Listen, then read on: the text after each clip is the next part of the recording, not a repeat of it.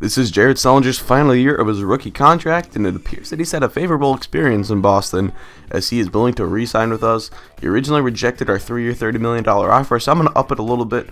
We're going to go to 3 years, $33 million, and he will accept that. So, getting Jared Sullinger at $11 million a year, I think it's a pretty good price for a guy with still some good potential after he's untapped potential on him last episode, or last offseason, I should say.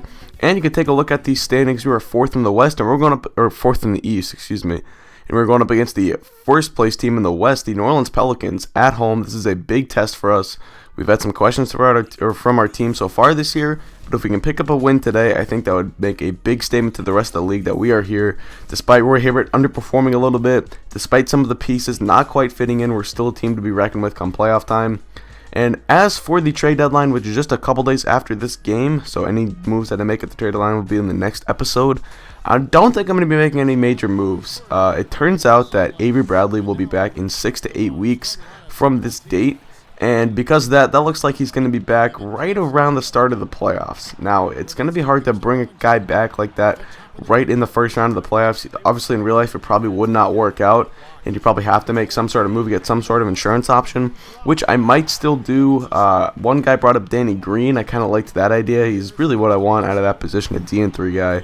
Guy can be lights out from deep and play great defense, so he could be an interesting option.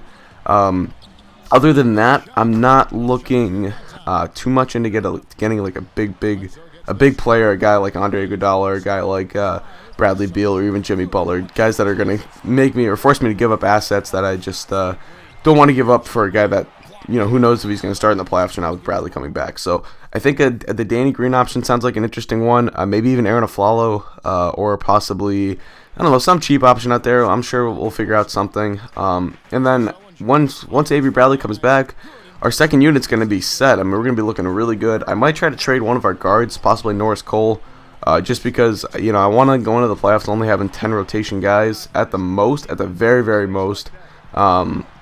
Because you can't have more than that, or else guys are going to get frustrated, and you want to cut your rotation a little bit shorter in the playoffs. And I want my rotation to be something like Page, Allen, Pierce, and then maybe Okafor, Ashik. That sounds like a really good second unit to me. Hopefully Pierce is okay coming off the bench, and I imagine I'll give all those guys 18 minutes a game, give all the starters 30 minutes a game, something like that. That's my plan for now. I think that's going to work out. At that point, I'm not too worried about the pieces not fitting in and all that, you know, gibberish. But nonetheless, we have opened up a huge lead here early on in the game, 23-9, 23-12. And here's Alonzo G. Alonzo G gave me some trouble for some reason in this game. He is a really bad player in real life, but he was really balling up in this game, as you'll see, especially in the second half. But it's 25-14, and although I did not talk about the gameplay, I will have to say that is one of our best defensive quarters I've ever seen this team play.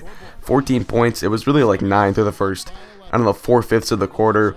I mean, it was such an incredible defensive quarter. Our defense was just on point, and I was really happy with the way the team looked.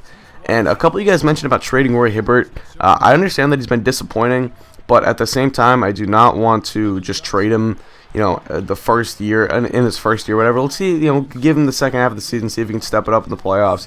And if he really becomes a problem and he loses us a title, then we'll definitely address that in the offseason. But until then, I'm not looking to move him at the trade deadline. So Anthony Davis with the lob. Anthony Davis is killing us. This Pelicans team is really good because Drew Holiday's a 95 overall. Anthony Davis is a 95 overall, and Tyreek Evans is like an 88, so that's a really good big three right there. So they're kind of killing us all game long, but at this point, Drew Holiday did go down with an injury, and he would be out for 1 to 2 weeks with a high ankle sprain, so that helped us out a little bit. We kind of got to avoid some of the Drew Holiday mess, because he is a really good player in this game. But nonetheless, Ray Allen, the transition three, I love hitting Allen in transition, and having him spot up for three like that. Now Tayshaun Prince dribbling through the lane. He's going to kick it back out to Hibbert to Ashik, and Ashik's going to lay it up with the finger roll left hand right there. Beautiful ball movement by the Celtics. Now Alonzo G gets it stolen. Great defensive play by Ray Allen. Up the court to Tayshaun Prince for the two-handed slam, and it's 45-32. Now Alonzo G with the ball being covered by Ray Allen, and Alonzo G is so athletic in this game. Ray Allen just cannot cover him. He's too old. He's too slow. But 47-36 still. Here is G once again just pulling up right over Ray Allen, getting it to go. And they had G playing point guard a little bit with Drew Holiday out. So it was weird. Like, he was just dribbling the ball down and pulling up in transition. I mean, he was all over the place right now. Here's G again. This time dishes it off to Ryan Anderson. Ooh, pump fakes. Gives it to Wayne Ellington. And Ellington, the former UNC Tar Heel, knocking that three down. And that's going to make it 52-43 heading into the half. And we have Doris Burke standing by. Yes, guys, I'm here with Anthony Davis. And Anthony, based on how the game has been going so far, what's your attitude going to be when you come out to play this second half? So, we got to come out with a great intensity, and it starts in warm-up. So we got to come out with a great intensity, great mindset, and try to go out there and win the third quarter. Anthony, thank you. Guys, it should be all business when you step between the lines.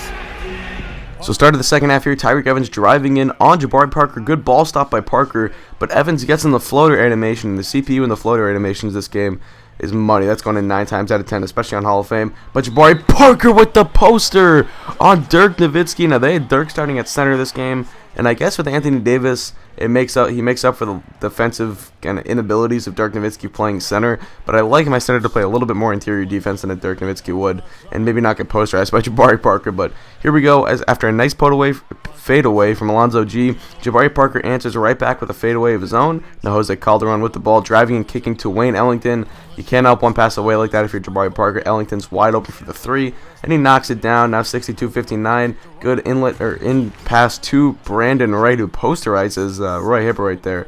Brandon Wright, I like Brandon Wright a little bit. I think he can be a good rotation big man. But Jalil Okafor with the post moves, and he's going to get that one to go.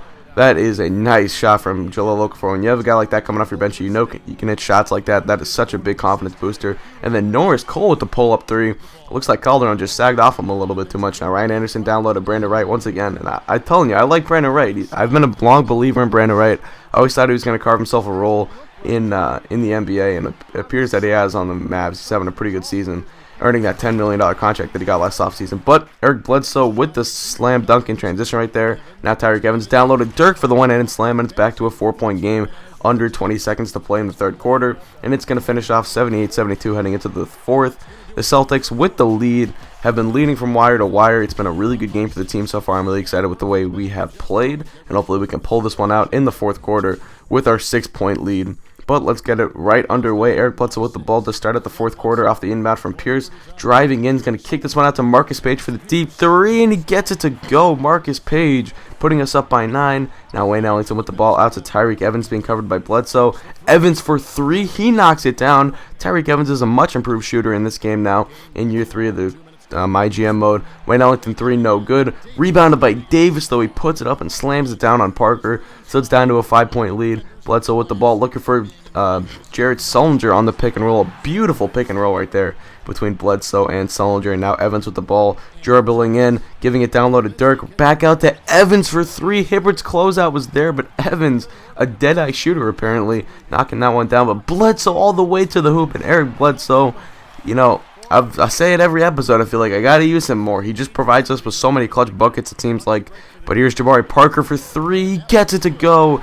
And that's going to make it a 9-point game. A big 3 in transition from Jabari Parker. Now Tyreek Evans driving in. Kicks it out to, that guy's name is like Aziri Burke or something. I have no idea. But nonetheless, that's a 4-point game after that 3. And now Evans out to Burke once again. Foot on the line this time. But he gets it to go nonetheless. So it's a 2-point game. 98-96. Bledsoe with the ball. Under 3 minutes to play now. Parker mid-range game. Yes, sir. And the mid-range shot is so effective for a guy like Jabari Parker. I'm telling you guys.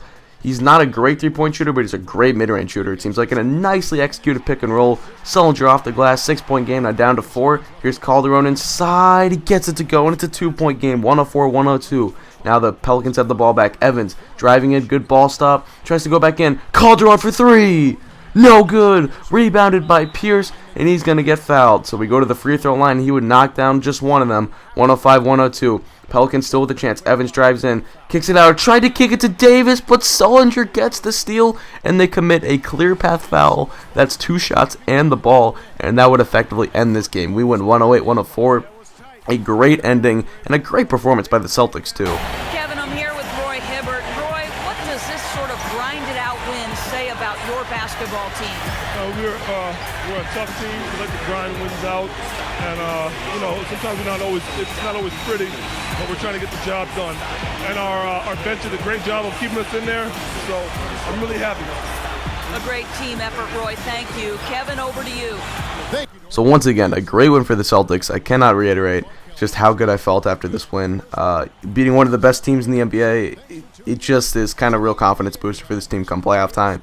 And I feel like once we get Bradley back, Things are going to get a little bit clearer with the team. The roster is going to look a little bit more like what I had in mind when I assembled this group in the offseason. But Jabari Parker is your player of the game. He had a fantastic game, putting up 23 points. Not a lot of rebounds or assists, but getting the job done scoring-wise as we shoot 62%. Rolled them to 52%. Once again, the rebounds, though, they had 10 offensive rebounds and out-rebounded us in general. That's really what's killing us this year. But Parker, 23 points on 11 shots. That's brilliant out of him. Solinger, 14 and 7. Pierce had a nice game, 14, 7, and 5. And then Bledsoe, 14 assists and 1 turnover.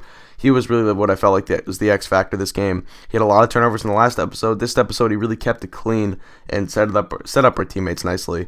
So that's going to do it. Tyreek Evans, good game, as well as Anthony Davis. They had the best games out of the team. And then Alonzo G, too, filling in nicely for Drew. But that's going to do it for me. I want to thank you guys for watching. Hope you did enjoy. So I'm out. Peace.